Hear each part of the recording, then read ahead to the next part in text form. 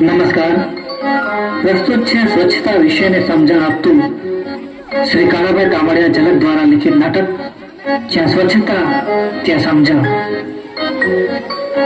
Recorded by મેઘા વ્યાસ, રાવલ પરેશ, મયુર સાંભળ, કાર્તિક સોલંકી, મિત પરવાન અને ધારેશ શુક્લ. ધ્વનિ અને નાટ્ય નિર્દેશન મુકુંદ મકવાણા. રજૂ થાય છે નાટક જ્યાં સ્વચ્છતા ત્યાં સમજણ.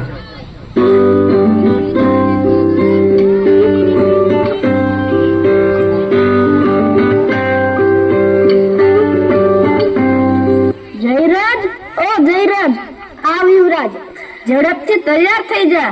શાળાએ જવામાં મોડું થશે તો સાહેબ કીધા. થોડી વાર ઉભો રહે, થોડું ઉંમર બાકી છે તે કરી લઉં, ત્યારબાદ શાળાએ જઈએ. હા, ઝડપથી લેસન કરી લે. શાળાએ જવામાં મોડું થશે તો પ્રાર્થના ભૂલાઈ જશે અને નવું કઈ પણ જાણવા નહીં મળે. થોડી વાર ઉભો રહે, બેગ પેક કરી લઉં.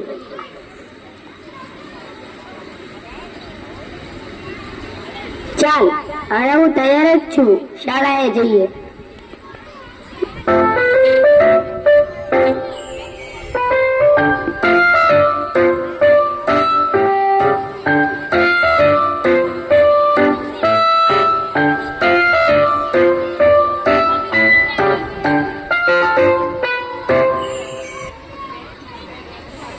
મૂંગીમાં, તમે આ ફળિયામાં પાણી ફેંકી ગંદકી કરો તે કઈ સારું ના કહેવાય.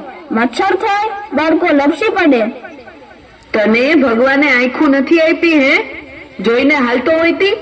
અમે તો રોજ શેરીમાં પાણી નાખીશી, થોડીક વાર પછી હુકાઈ જાય. યુવરાજ ચાલ ને, મૂંગીમાં કોઈથી નહીં સમજે. હા ચાલ ચાલ. હા, તું તારે ભણવા જા હો, હું કોઈથી નહીં સમજુ. મારે તારી જેમ જ્ઞાની નથી થવું.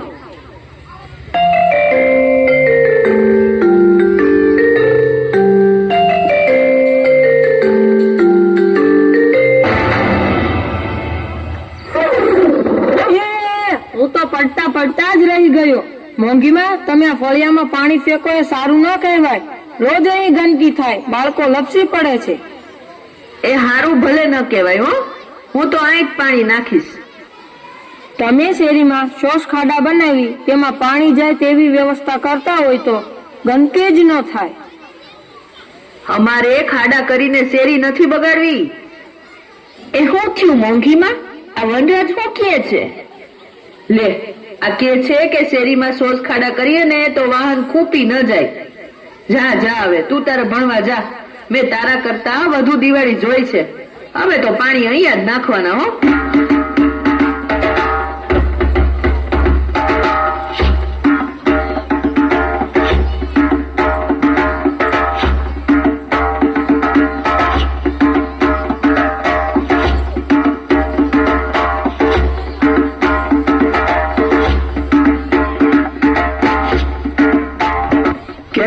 જયરાજ, યુવરાજ, વનરાજ, આજે મોડું કેમ થયું? પેલા મૂંગીમાં કચરો અને પાણી રસ્તા પર ફેંકે અને ઘર આંગણે ઉકરડા કરે. લોકોના કપડા ખરાબ થાય, શેરીમાં પાણીથી ગંદકી થાય. તેમને સમજાવીએ તો કે કહે કે તારા કરતા વધુ દિવાળી જોઈ છે. હા, ચાલો આજે તમને એની જ સમજણ આપવાનો છું. અને આજે આપણા પાઠનું નામ એ જ છે, સ્વચ્છતા ત્યાં સમજણ. કચરો ગમે ત્યાં ન ફેંકવો, શેરીઓમાં કદી ગંદકી ન કરવી, જમતી વખતે હાથ ધોવા, કપડા ધોયેલા પહેરવા, રસ્તામાં ગંદુ પાણી ન ફેંકવું, આ આપણી સમજણ કહેવાય. સાહેબ, તમે સ્વચ્છતા ત્યાં સમજણ એવું કહ્યું, તે સમજણ કેવી રીતે રાખવી? સાંભળો, સ્વચ્છતા ત્યાં જ પ્રભુતા. પ્રભુતા એટલે જ સુંદરતા. સુંદરતા પ્રભુનું સ્વરૂપ છે. મનમાં ગાંઠ વાળીને સૌએ સ્વચ્છતા રાખવી જોઈએ. દ્રઢ સંકલ્પ કરવો જોઈએ. સ્વચ્છતા માટે મહેનત કરવી. સૌને સમજાવવા એટલે જ સમજણ. સાહેબ, અમારી શેરીમાં મીટિંગ કરીને તમે સૌને સમજાવો. અમે સૌને એકઠા કરીશું. હા, હું જરૂર આવીશ. તમે સફાઈ કરજો.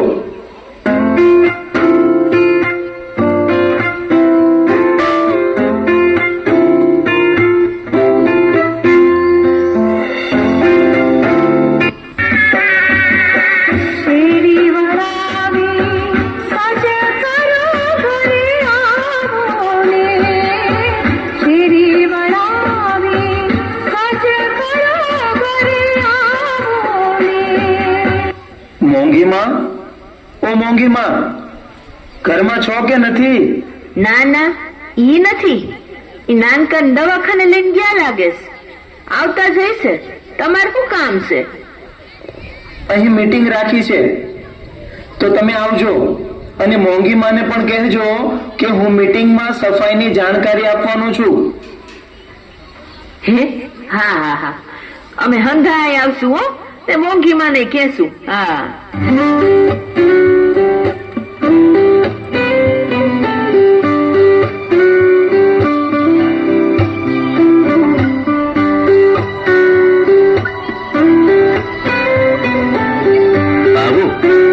મોંઘીમાં, નાનકાને શું થયું?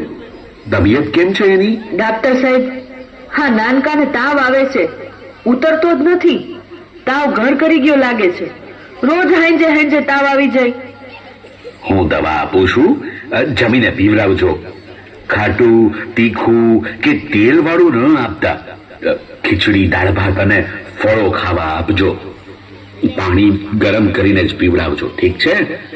થોડી વાર ખાવામાં પરેજી રાખજો.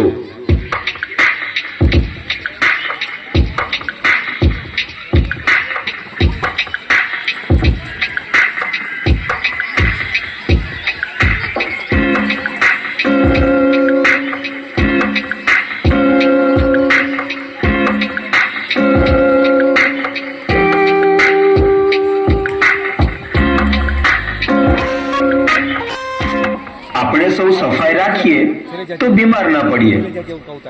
આંગણાને સ્વચ્છ રાખવું.